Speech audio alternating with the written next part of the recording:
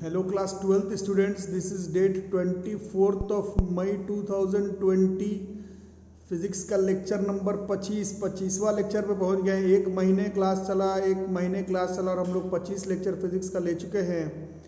तो अभी भी वही मेरा लेक्चर है, जिन्होंने पिछला सारा लेक्चर नहीं देखा वो लोग लेक्चर देखें। 24वां लेक्चर पे असाइनमेंट दिया हुआ था, कुछ बच्चों ने ट्राई किया है अच्छे से, बहुत सारा क्वेश्चन बनाया है। कुछ क्वेश्चंस गलती हो जा रहा है, तो वो मेरा पर्सनल एडवाइस ये है कि जो लोग मेरे से ऑफलाइन मीडियम पर भी जुड़े हुए हैं, जो न्यूमेरिकल आउट एंड आउट गलत हो जा रहा है वो हम लोग ऑफलाइन पर ही डिस्कशन करेंगे तो ज़्यादा ठीक होगा। ऑनलाइन पर थोड़ा सा जो आपसे बेसिक मिस्टेक हो जा रहा है न्यूमेरिकल का, वो थोड़ा ऑनलाइन में समझाना मुश्किल हो रहा है। तो आप लोग अभी टॉपिक क्लियर करने में ध्यान लगाएंगे। लेक्चर 25 इस पहले यूनिट का इलेक्ट्रोस्टैटिक्स का तीसरा चैप्टर है electric flux and Gauss theorem. सबसे इंपॉर्टेंट टॉपिक क्लास 12 फिजिक्स का यही है।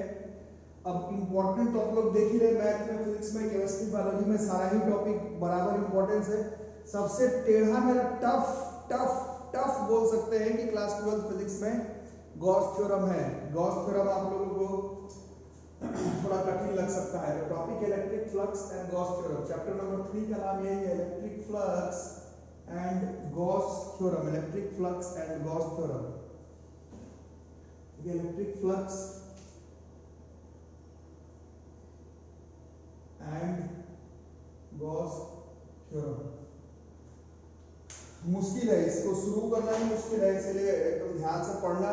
और अभी जब तक ऑनलाइन से ही क्लास चल रहा है आप लोगों का, तब तक ट्राई करें कि आप लोग बुक पढ़ने का ज़्यादा हैबिट डालें। अभी मेरा पर्सनल एडवाइस ये है कि मैथ के क्लास में भी बताया था, अभी आप लोग उतना मेंस एडवांस नीट का क्वेश्चन नहीं बना करके अभी जो बुक में है, एनसीईआरटी में है, और जो आप थ्योरी बुक पढ़ते हैं उसमें जितना भी क्वेश्चन है, जो थ्योरी है, जो ग्राफ है, जो नोट्स है, उसको ही थोड़ा भी कॉम्पैक्ट रूप से पढ़ने का ट्राई करें, ठीक है?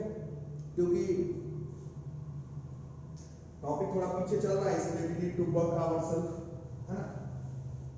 तो इस टॉपिक को देखो, पहला टॉपिक है area vector mathematical tool. Area vector mathematical tool, area vector mathematical tool. तो एरिया के बारे में तो आपने 6th क्लास से पढ़ा है कि ये जो एरिया जो है वो स्केलर क्वांटिटी होता है। Area is a scalar quantity. But physics के कुछ टॉपिक में, कुछ चैप्टर्स में आपको एरिया को एज अ वेक्टर कंसीडर करना पड़ेगा। फिजिक्स के कुछ चैप्टर्स में, कुछ टॉपिक्स में आपको एरिया को वेक्टर कंसीडर करना पड़ेगा। एरिया को आपको वेक्टर कंसीडर करना पड़ेगा फिजिक्स के कुछ चैप्टर्स में क्लास 12 में। अब थोड़ा समझने का ट्राई करना, मैं हमेशा इसी एग्जांपल से समझाता हूँ, आप लोग भी समझने का ट्राई करेंगे, ठीक है?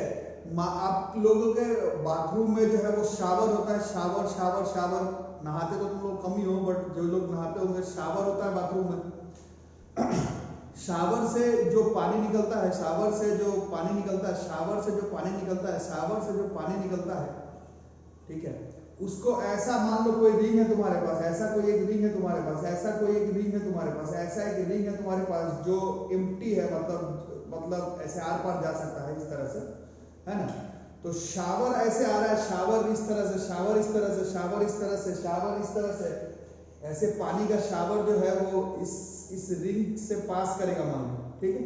अब अच्छे से समझ लेते, शावर है और वो इस रिंग से पास कर रहा है, ठीक है? तो मान लो शावर आ रहा है और मैंने रिंग का ये पोजीशन किया है, और इसमें मान लो कि ऐसा चार शावर जो है वो पार कर गया। चार शावर का लाइन जिसको बोलते हो, फुव्वारा, है ना? ऐसा 4 इसमें से पार कर गया नॉर्मली। अरे समझ में? अब क्या करेंगे, इसी रिंग का एरिया कुछ होगा, इस रिंग का एरिया कुछ होगा। अब जैसे ही मैंने इस एरिया को ऐसे अपना पोजीशन चेंज कर लिया, अब इसमें कितना शावर पास करेगा? अगर पहले 4 पास कर जा रहा था, बिल्कुल अगर ऐसे 4 पास कर जा रहा था, तो अगर मैं रिंग का पोजीशन थोड़ा चेंज कर दूं तो हो सकता है कि वो 4 शावर इसमें से पास ना करे। ऐसा बिल्कुल ऐसा कर दूं तो हो सकता है इसमें से वो शावर पास ही ना करे।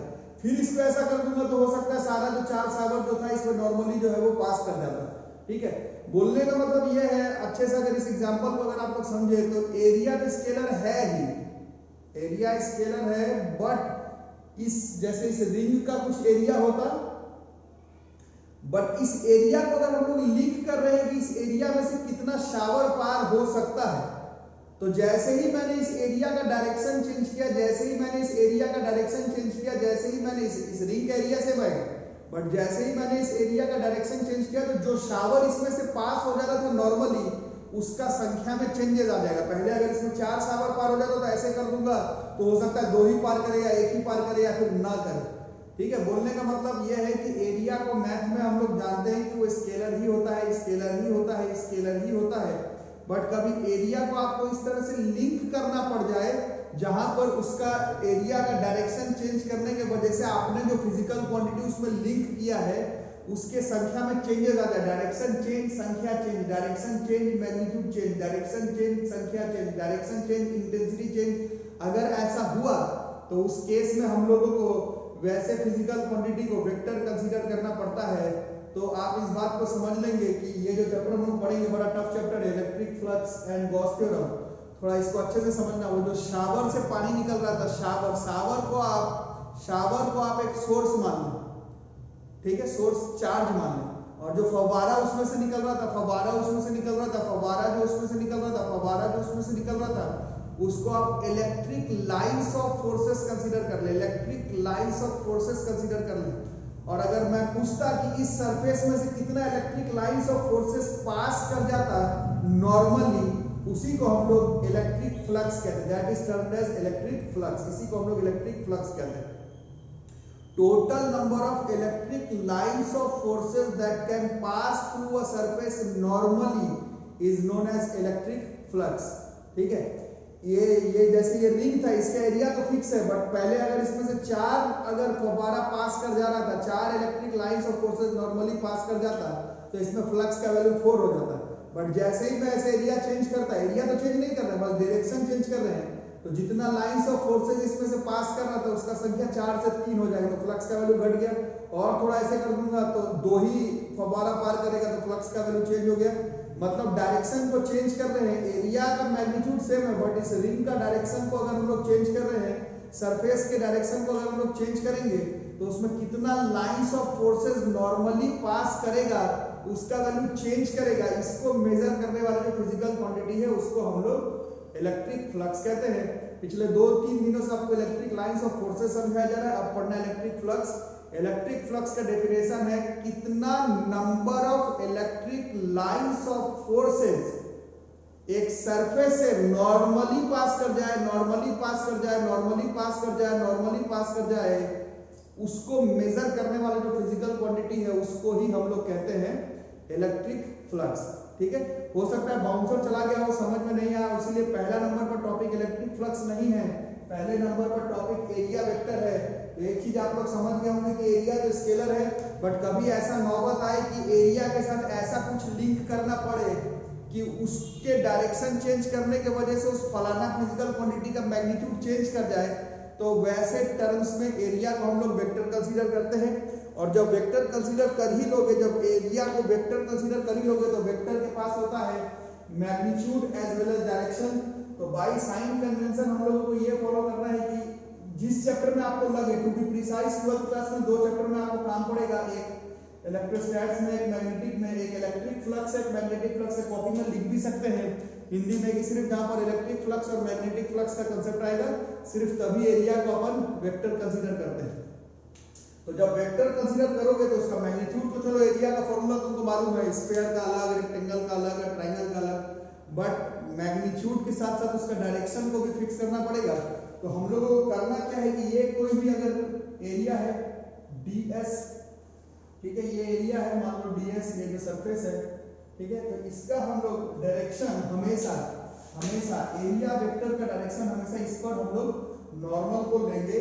ये इस पे गिरने वाला नॉर्मल यूनिट वेक्टर होगा और ये वेक्टर होगा डायरेक्शन शो करेगा वेक्टर का। ये तो एरिया था ds, but area vector is ds vector, this is our n cap into ds का मैग्नीट्यूड। ठीक है, इस तरह से ये भी अगर ओवरफ्लो कर गया तो इतना समझ लो कि जब एरिया को वेक्टर कंसीडर करोगे तो उस पर उसके सरफेस पर एक नॉर्मल गिराना, उसके सरफेस पर एक नॉर्मल गिराना, उसके सरफेस पर एक नॉर्मल गिराना, वो जिस तरफ उसका नॉर्मल होगा, जिस तरफ उस एरिया का नॉर्मल होगा, जिस तरफ उस एरिया का नॉर्मल होगा, उसी डायरेक्शन में एरिया के वेक्टर को हम लोग डेजिग्नेट करेंगे, डिनोट करेंगे। एरिया को जब वेक्टर कंसीडर करो तो उसका डायरेक्शन, उस पर नॉर्मल, उसका नॉर्मल, उसका नॉर्मल, उसका नॉर्मल, उस तरफ ही कंसीडर करेंगे। जैसे ये अगर एरिया है ds, तो इसका नॉर्मल इस पे परपेंडिकुलर, ये इसका डायरेक्शन, और ये वेक्टर, ये ds vector, ds vector, ds vector, this is ये मैग्नीट्यूड है, और ये इसका डायरेक्शन है। डायरेक्शन किधर है? इस सरफेस पर नॉर्मल। कभी भी एरिया का जब वेक्टर कंसीडर करेंगे तो उसका मैग्नीट्यूड इनटू, या फिर इनटू नहीं, मतलब देखेंगे कि उसका नॉर्मल किस तरफ है। जहां पर उस एरिया का नॉर्मल होगा, एरिया का वेक्टर का डायरेक्शन भी हम लोग उसी डायरेक्शन में लेंगे। ठीक है, इसको पहले नोट करो।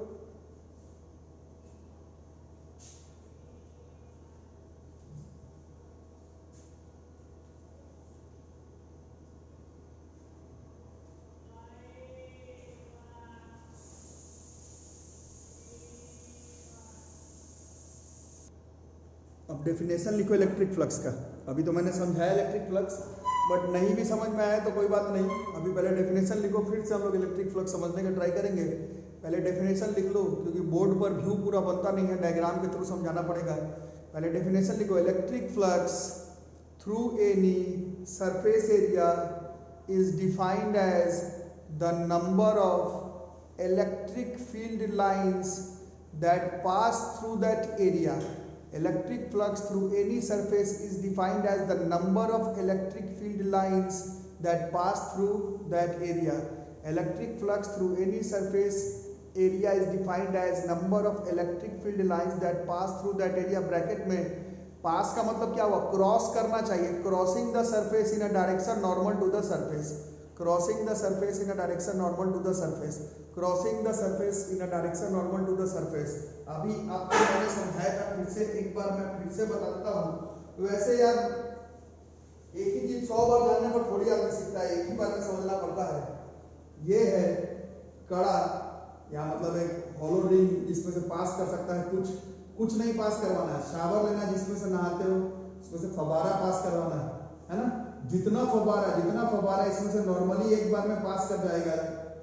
फव्वारा को क्या कंसीडर करोगे? Electric lines of forces. Shower को क्या कंसीडर करोगे? सोर्स, जो कि निकाल रहा होगा अपने से इलेक्ट्रिक लाइंस ऑफ फोर्सेस। ये क्या है? सरफेस।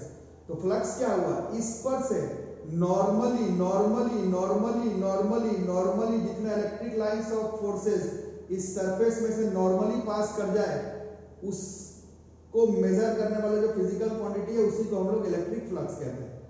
ठीक है, और अभी बताया गया यही एरिया इसका यही है, बट अगर मैं इसका डायरेक्शन चेंज कर दूं तो जितना नंबर ऑफ फव्वारा, जितना number of electric lines of forces इसमें से नॉर्मली पास करता था, वो तो अपने एंगल पर चल रहा है, बट अगर मैं इसका डायरेक्शन चेंज कर दूं तो जितना number of lines of forces इस सरफेस में से नॉर्मली पास करेगा, उसका संख्या में चेंजेस हो जाएगा। ठीक है, डेफिनेशन ये है, पहले डेफिनेशन लिख कर रखो। Electric flux through any surface area is defined as number of electric field lines that pass through that area, bracket में crossing the surface in a direction normal to the surface.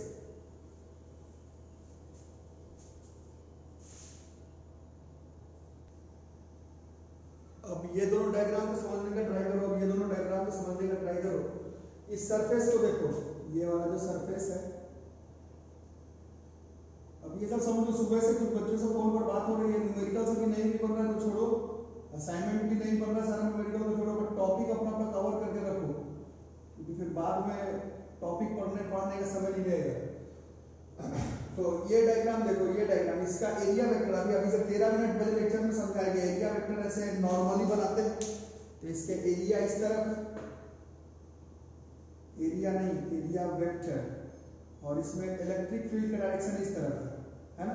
तो जिधर area vector उसी तरफ electric field का भी अगर direction हो, तो maximum number of electric lines of forces इस सरफेस में से पास कर जाएगा। नहीं, जिस तरफ नॉर्मल हो, जैसे ये है, ये रिंग है, ये रिंग है, इस रिंग का नॉर्मल अगर ऐसे है, नॉर्मल जिस तरफ, ये ऐसे समझो, ये रिंग है, इसका नॉर्मल अगर ऐसे है, बिल्कुल ऐसे, इस तरफ ऐसे, और इसमें इलेक्ट्रिक लाइंस ऑफ फोर्सेस भी बिल्कुल इस पर अगर ऐसे ही नॉर्मली गिरे, तो maximum number of lines of forces इसमें से पास कर जाएगा।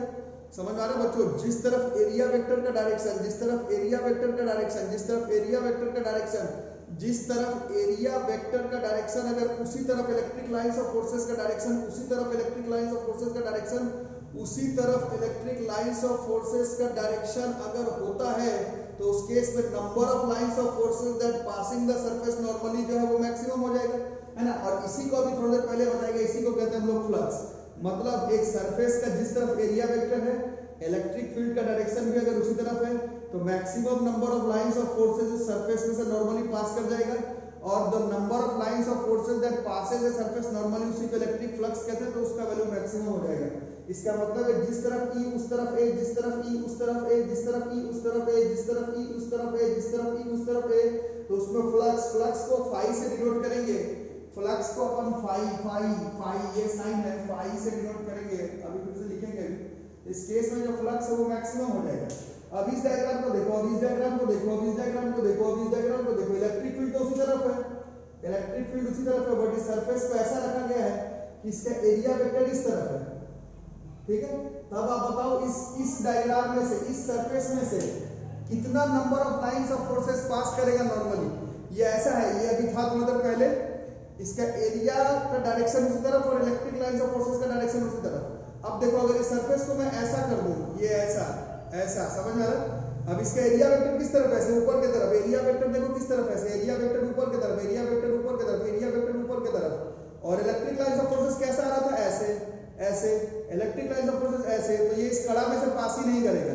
कब नहीं पास कर रहा है, एरिया वेक्टर और इलेक्ट्रिक लाइंस ऑफ फोर्सेस अगर 90 डिग्री पर हो, एरिया वेक्टर ऊपर की तरफ, इलेक्ट्रिक लाइंस ऑफ फोर्सेस इस तरफ, एरिया वेक्टर ऊपर की तरफ, इलेक्ट्रिक लाइंस ऑफ फोर्सेस इस तरफ, एरिया वेक्टर इधर, इलेक्ट्रिक लाइंस ऑफ फोर्सेस का डायरेक्शन इधर 90 डिग्री पर। तो इसमें से इलेक्ट्रिक लाइंस ऑफ फोर्सेस पास नहीं कर पा रहा है।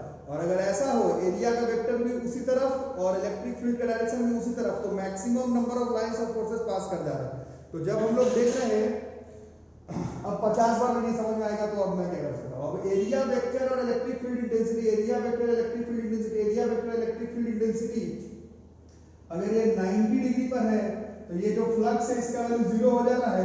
फ्लक्स का वैल्यू 0 होने का मतलब है कि इसमें से पास ही नहीं कर रहा। फ्लक्स का वैल्यू 0 होने का मतलब है, फ्लक्स का वैल्यू 0 होने का मतलब है इसमें number of field lines pass नहीं कर रहा। इसका मतलब ये है कि जो लोग अच्छे हैं पढ़ने में, लोग समझे। डेफिनेशन तो पिछले 20 मिनट से हम लोग देख रहे हैं कि total number of lines of forces that passes a surface, crosses a surface normally. But actual concept ये है कि इलेक्ट्रिक लाइंस ऑफ फोर्सेस पिछले दिनों पढ़ाया गया वो इमेजिनरी होता है। आप उसको लेकर के कैलकुलेट नहीं कर सकते। लोग भाई 50 लाइन पार कर रहा है, 70 80, डेफिनेशन के लिए सही है। मैथमेटिकली हम लोग फ्लक्स को निकालने के लिए कितना लाइंस ऑफ फोर्सेस निकल रहा है, 10 20 30 50 ऐसे गिन करके नहीं निकालते हैं। इलेक्ट्रिक लाइंस ऑफ फोर्सेस एक सरफेस पर नॉर्मली जो पास कर रहा है, डेफिनेशन तो वही है, बट मैथमेटिकल कैलकुलेशन जब हम लोग करते हैं तो उसमें हम लोग को गिनती नहीं गिनना है।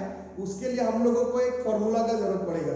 तो फॉर्मूला थोड़ा मैथमेटिकल है, दो चीज के ऊपर डिपेंड कर रहा है, ई ए ई ए ई ए ई ए ई ए ई ए ई ए ई ए ई ए ई ए। जब ई और ए ई और ए ई और ए ई और ए ई और ए का डायरेक्शन सेम तब ये मैक्सिमम आया। जब ई और ए ई और ए ई और ए ई और ए ई और ए के बीच में एंगल 90 डिग्री आया तो ये मिनिमम आ गया। अब जो लोग मैथ वाले लोग हैं, लोग समझ रहे हैं कि इसका मतलब है कि हम लोग ऐसा कह सकते हैं कि फ्लक्स जो है वो ई डॉट ए चल रहा है। E is a vector quantity, area vector को इस चैप्टर में वेक्टर कंसीडर किया है। This is E into A into cos theta, where theta is the angle, where theta is the angle between E vector and A vector। तभी तो ऐसा हुआ कि पहले केस में, केस 1 में ये थीटा 0 था, cos 0 1 था, जो कि मैक्सिमम होता है। तो इस केस में फ्लक्स का वैल्यू भी जो है वो E इंटू ए ही आ गया, जो कि मैक्सिमम हो गया। जबकि केस 2 में थीटा 90 डिग्री था दोनों के बीच में, cos 90 0 होता है, और cos 90 0 तो हमने अभी डेफिनेशन के हिसाब से देखा, इसमें फ्लक्स भी 0 आ रहा है। इसका मतलब है कि जो फ्लक्स है वो E और A के डॉट प्रोडक्ट के ऊपर डिपेंड करता है। और हम लोग सीधा सीधा हिसाब लगा करके बता सकते हैं कि ये जो फ्लक्स है, this electric flux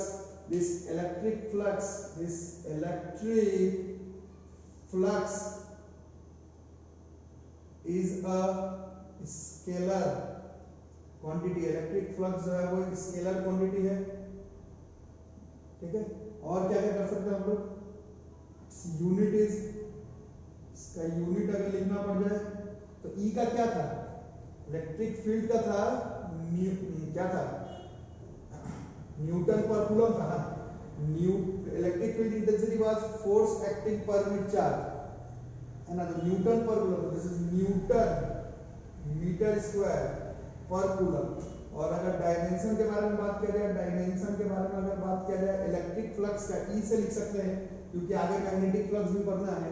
electric flux का डायमेंशन तो फोर्स का तो होता है mlt-2 मीटर स्क्वायर का फिर से L2 बाई चार्ज का at, so this can be m L3 t पे पावर -3 a पे पावर -1 ml ml। एक बार मैं चेक कर लूं फ्लक्स का अगर हम लोग चेक करें dimension, so dimension will be, unit तो आ गया newton meter square per coulomb, और डायमेंशन आप लोग चेक करके देखें सही ही होगा, dimension would have been correct, dimension सही होगा। तो ये सब फ्लक्स का बात है। डेफिनेशन समझ में आ रहा है, पिछला 20 मिनट से डेफिनेशन हम लोग पढ़े कि कितना number of electric lines of forces cross करता है एक सरफेस पर नॉर्मली, वहां से निकलता है इलेक्ट्रिक फ्लक्स। बट फिर आपको बताया गया कि क्योंकि electric lines of forces imaginary है, वो दिखता नहीं है, दिखता भी होता तो हम लोग गिन तो सकते नहीं है भाई, तो वहां पर ये मैथमेटिकल अप्रोच है इलेक्ट्रिक फील्ड इंटेंसिटी और उस सरफेस का एरिया वेक्टर के बीच में एंगल देखेंगे, दोनों का डॉट प्रोडक्ट करके हम लोग इलेक्ट्रिक फ्लक्स निकालेंगे। ये मैथमेटिकल तरीका है। डेफिनेशन जो अभी आपने 7 मिनट पहले लिखा वही है, मैथमेटिकल अप्रोच ये है, इसको नोट करो।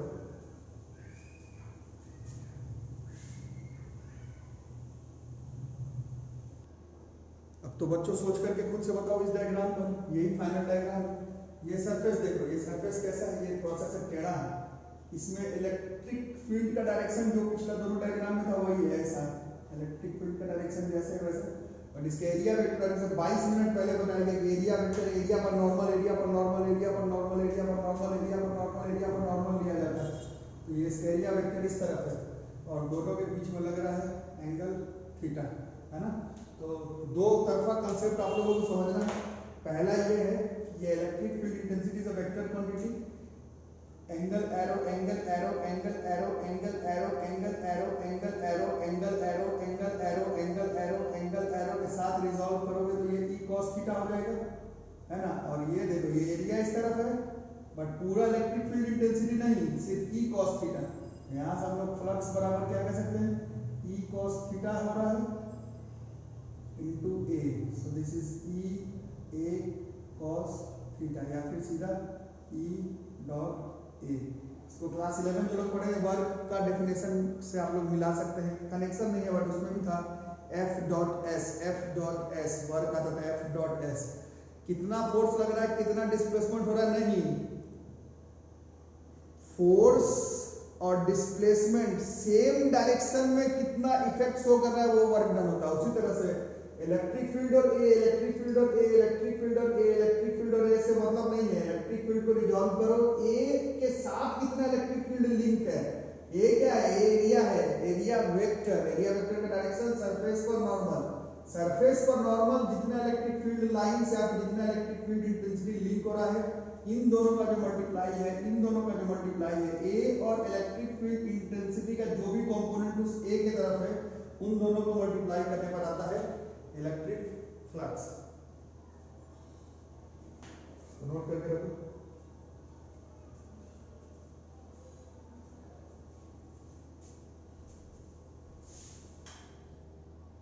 अब इस चौथे डायग्राम को देखो बच्चों, अब ये चौथा डायग्राम, इसमें तो और दिक्कत है। अब इस सरफेस को अगर आप देखेंगे, कुछ बच्चे तो उतना पढ़ ही नहीं रहे हैं बट जो लोग पढ़ रहे हैं हम लोग इस चीज को एनालाइज करेंगे। अभी क्या बताया गया है, पिछले 23 मिनट के लेक्चर के बाद आप लोगों को एक चीज समझ में आ गया होगा, इलेक्ट्रिक फील्ड का डायरेक्शन देख लो, एरिया वेक्टर का डायरेक्शन देख लो और दोनों को डॉट कर दो तो फ्लक्स आ जाएगा। तो होना तो यही चाहिए, बट मुसीबत क्या है, मुसीबत ऐसे सरफेस पर है, सरफेस को देखो ये उबड़ खाबड़ सरफेस है, ये उबड़ खाबड़ उबड़ खाबड़ उबड़ खाबड़ उबड़ खाबड़ उबड़ खाबड़ सरफेस है। उबड़ खाबड़ सरफेस का मतलब है कि इसका एरिया वेक्टर का डायरेक्शन आप नहीं बता सकते।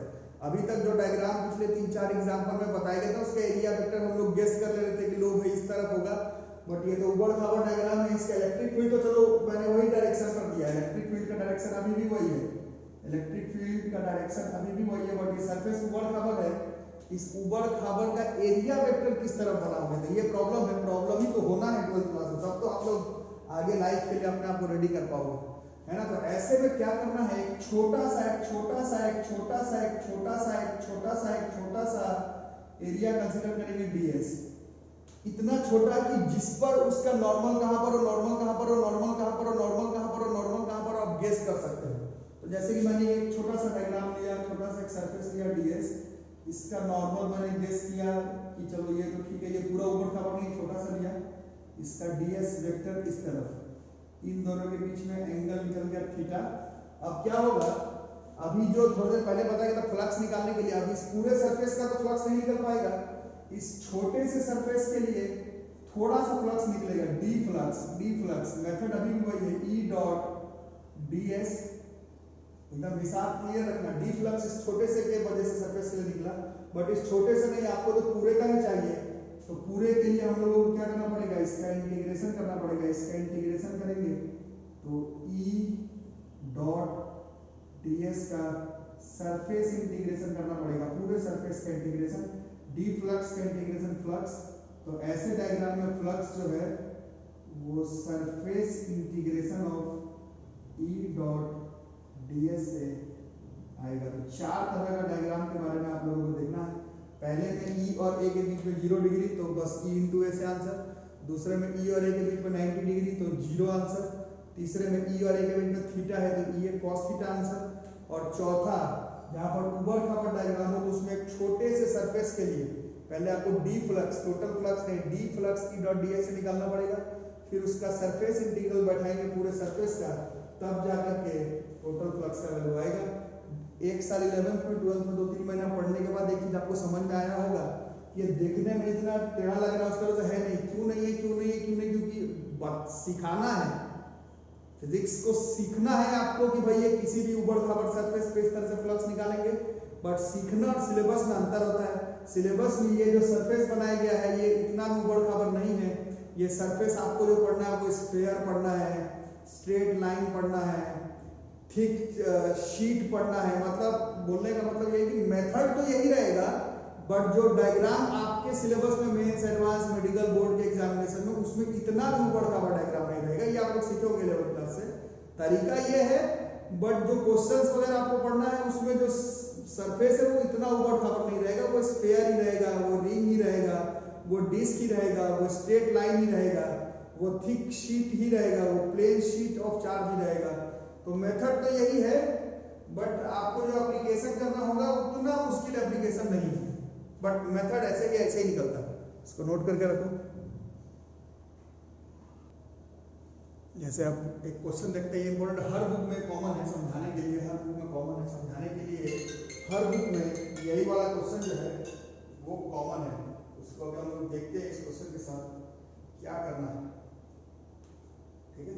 क्वेश्चन को समझो, कह रहा है if electric field is given by E के ऊपर vector 6i cap plus 3j cap plus 4k cap, ठीक है। क्वेश्चन है calculate the electric flux calculate करना through a surface of area 20 units lying in yz plane, ठीक है। अभी क्या निकालना है, इलेक्ट्रिक फ्लक्स। पिछले आधे घंटे के लेक्चर से क्या पता चला, डेफिनेशन कहता है number of lines of forces. अब क्या मैं इस क्वेश्चन में number of lines of forces गिनूंगा क्या, वो नहीं करना क्या है, ई दिया हुआ है, एरिया का वेक्टर लिखेंगे। तो एरिया का वेक्टर का भी आपको तरीका बताया गया, मैग्नीट्यूड 20 है, डायरेक्शन क्या समझाएगा, डायरेक्शन क्या समझाएगा, उस सरफेस पर नॉर्मल, उस सरफेस पर नॉर्मल, उस सरफेस पर नॉर्मल, उस सरफेस पर नॉर्मल, उस सरफेस पर नॉर्मल। तो वो सरफेस किस प्लेन पर है, yz प्लेन पर है, yz का नॉर्मल YZ का नॉर्मल x एक्सिस की तरफ और x एक्सिस के तरफ यूनिट वेक्टर बस i कैप। i कैप जो है बस ये जो है वो नॉर्मल है to YZ plane. YZ plane का नॉर्मल मतलब x एक्सिस, वो x एक्सिस मतलब i कैप हो गया, है ना। तो 20 i कैप और इलेक्ट्रिक फील्ड है 6 i cap plus 3 j cap plus 4 k cap. तो फ्लक्स बराबर दोनों का डॉट प्रोडक्ट करना है। मेरे ख्याल से एक आध महारथी लोग को छोड़कर बाकी लोग को डॉट करने आता है, डॉट करने आता है। डॉट में सिर्फ i से i तो 20 120, i से j 0, i से k 0 120 यूनिट से इस क्वेश्चन का आंसर हो गया। अगर ये स्टैंडर्ड इंटरनेशनल यूनिट, ये स्टैंडर्ड इंटरनेशनल यूनिट होता तो आंसर भी स्टैंडर्ड इंटरनेशनल पे लिखते, बट क्वेश्चन यूनिट के फॉर्म में है तो आंसर यूनिट के फॉर्म में लिख करके काम चला देंगे। ठीक है, इसको पहले समझ लो अच्छे से।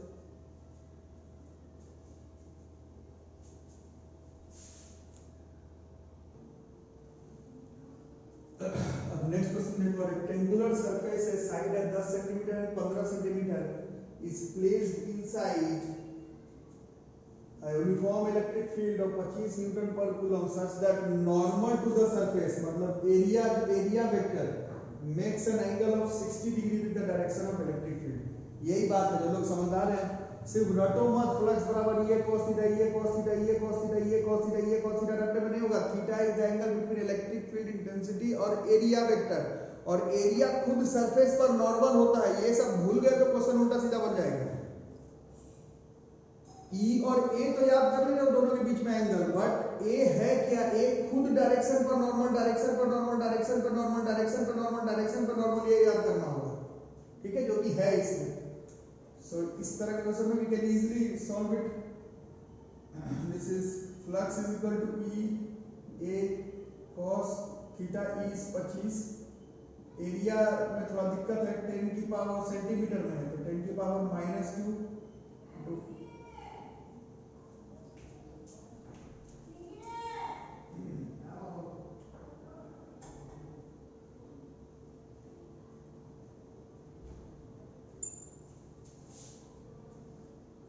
10 की पावर -2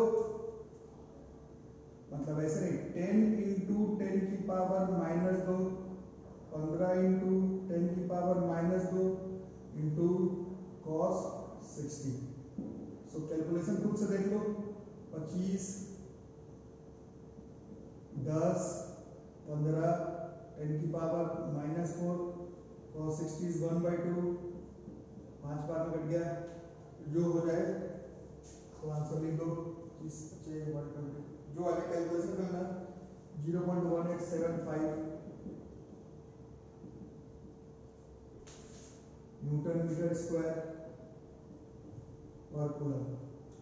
एरिया वेक्टर और इलेक्ट्रिक फील्ड के बीच में एंगल है, ये तो याद कर रहे हो, बट एरिया वेक्टर खुद एरिया पर नॉर्मल, एरिया पर नॉर्मल, एरिया पर नॉर्मल, एरिया पर नॉर्मल, ये याद नहीं रहता तो क्वेश्चन नहीं बन पाएगा। ठीक है बच्चों, तो यहां तक पहले नोट करके रखो। तो ये हो गया हमारा इलेक्ट्रिक फ्लक्स का हिसाब। चैप्टर का नाम electric flux and Gauss theorem है। पहले फ्लक्स अच्छे से समझ लो, असाइनमेंट पहले पूरा करो, फिर गॉस थ्योरम का लेक्चर शाम तक या फिर कल तक आएगा। ठीक है, तो जिन्होंने चैनल को सब्सक्राइब नहीं करके रखा है, चैनल भास्कर क्लासेस को सब्सक्राइब करके रखो, नोटिफिकेशन बेल आइकन दबा करके रखो, और जो लोग ऑनलाइन पेमेंट कर रहे हैं, पेमेंट करने के बाद मेक श्योर करें कि जो स्क्रीनशॉट है वो मेरे व्हाट्सएप नंबर पर भेज दें। जो लोग असाइनमेंट बना रहे हैं घबरा करके नहीं, असाइनमेंट बना करके उसका स्क्रीनशॉट जो है वो मेरे कॉपी पर मेरे व्हाट्सएप नंबर पर भेजते रहो। ठीक है, तो ये हो गया इलेक्ट्रिक फ्लक्स। पहले फ्लक्स समझ लो, फिर गॉस थ्योरम बहुत जल्दी लेक्चर में आएगा। Thank you.